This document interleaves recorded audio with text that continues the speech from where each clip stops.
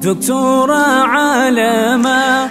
السلام عليكم ورحمة الله تعالى وبركاته. بليين خي خبج موكالي وردكتور الأمس تولتو أكم نجايا فيا سنين جتة إن شاء الله أرانتنا قافية جايبة دكتور زاكر نايك فيديات تكان قبل سنين ريال قافين تمالي Intala takkaatu isa qaanyeessuudhaaf nama hedduu duratti gaafii isa gaafate.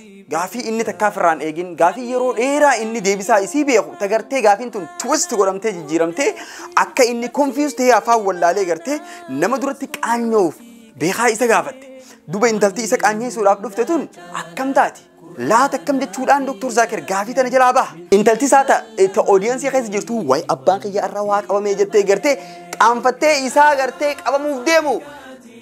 حكمة ترى به إسيتنا بتلو قولي لا تأكل الجلابة قافي إسيتنا ولو ما نالله نمني شغله خير سبسكرايب قولا لايك قولا والسلام عليكم ناولين ترى Dhaamsa Toltuu dhihaadha beekumsa horattu.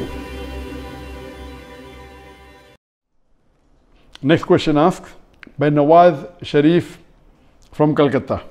قافين إتيانتو نواز شريف كالكتار الرا قافين هندر إتين جبدو هنگا الراجرين خيخيسا قافتم تتمي قافو متنا قافين إتين جبدو ناني جرين خيخيسا هنگا الرا قافتمي قافو ما قافين إتين جبدو جرين خيخيسا قافتم تتمي جتو تانا إيدو قادا قافيلي هدو تطوري هدو همون دندا قافي هندر جبدو يو تاتي سن قافي برتمتو نمنو هندنو قافتوان هنتانيف نمو هندتينمو قافيلين سن حالا الفاتن نما دويتي. Questions are so difficult, so attacking, and if it's not common, why should I make it public? Alhamdulillah, I have the answer. Yo gaafi baratamtu hintaane maaliifin nama hundayima. Alhamdulillah deebisaanin qaba. Rabbiin na gargaaree deebisa harkadhe kun ulamaa'otaa fi fuqahaa'ota qofaa wajjiin haasawama. Deebisaan maali jeetiin namoota 50 moo 100 gaafadhe namoota beekumsa guddaa qaban. Garuu dhiifama wajji gaafiin ittiin jabduu turtee deebisaan harkanne malee maaliif hammeenya gaafii saniitiif deebisaa harkachuu dhabde malee beekumsi ittiin deebisan dhabameetii miti beeki. Gaafiileen sun islaamummaa dhoyti ammaas gaafii baratamtuu miti deebisaa argachuunis ni ulfaatti akka heeratti yoo na gaafattee inuma siifin himu sun nama beekumsa qabuu fi ulamaa'otaa waliin mari'atama. Dhugaadhaa gaafiilee hedduutu ture tan nama gowwoomsitu. Gaafiilee hedduu tan sammuu yaadanii deebisuun barbaachisu tan gartee beekumsa islaamaatiin waliin qaban hedduu jira. Mee akka fakkeenyaatti tokkoon isin hima.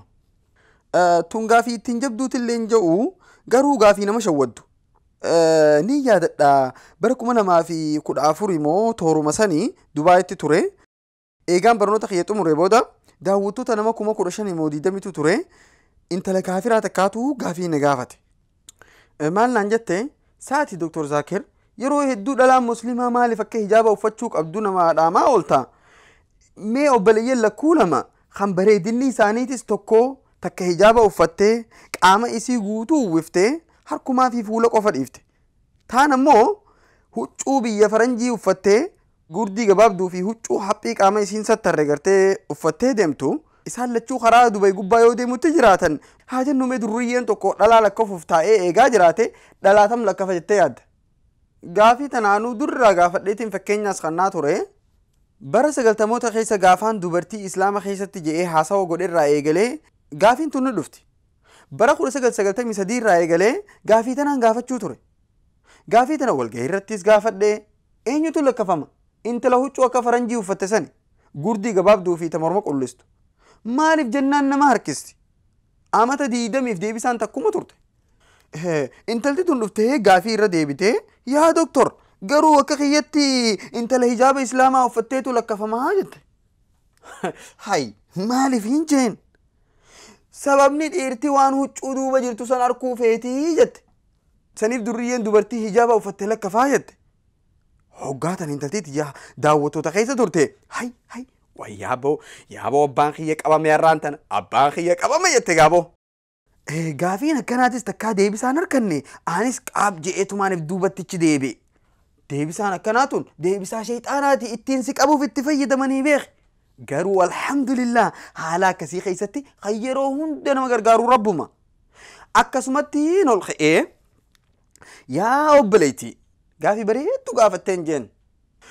gaafii isiitii sirra deebi'ee fi ani ammoo dubbii tee tanan fudhadhuun jeen deebisaan ta'e deebisaa sammuu namaa seentuu mitiin jeen garuu ati yoo deebisaan teessuun sirriidhaa jettee hayaaddu taate maaliif huccuu uffatta namni huccuu uffachuun qabu eegaa amante atummaanuu mataan kee maaliif huccuu uffattee deemtaan jeen na amanii sinja atiyyaan achuma qaanfattee bishaan taatee hafte deebisaa akka ajaa'ibaatti gaafii isii habalaan dhoytuun deebiseef sun gaafii shayxaanaati wayi hafuura baastee duuba achi deebiteetuma afaan isii qabattee teesse boo duuba gaafiileen akkanaatuun namni musliman tahiin akka dhufee sirra duulu godhuu dandeessii beektaa islaamummaan waan wal qabattu takka illee hin qabdu deebisaan kiyya waanuma sammuun namaa fudhattu ture loojika duuba waan hin jeen hayyee an dubbii ta'e tana gaa waan fudhu yoo dubbii jette tana atummaan mataan keetuu katti amantu taate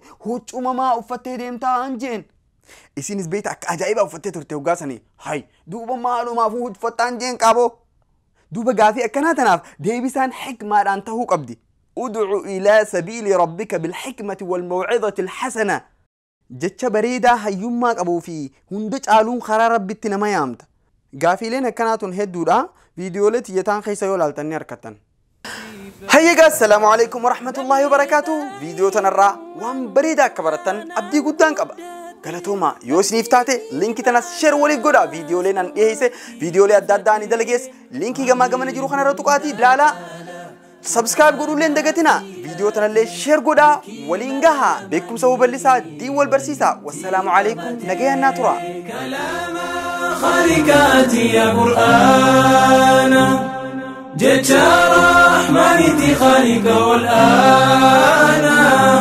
الدنيا غير نجبانا خدتها بر نفسي دافمانا يديك في قدّا قراخي أسكابي برجون دركما برقرآن ربي فرماتا ما ناما تسقى بيسا قلبي يرى اللاتين في أمر راجل كبير صاحبها قرآنا أكانا جاءما اقرأ ورتل الألباهي ستما كراء جناتا قيسا أولو ديما بكايا النساء نمتي لبما كلام خالقاتي يا قرآن جتا رحمتي خالق والآن الدنيا غير نجبانا خدتها بر نفسي دافمانا قرآنها بر مسلم نمرت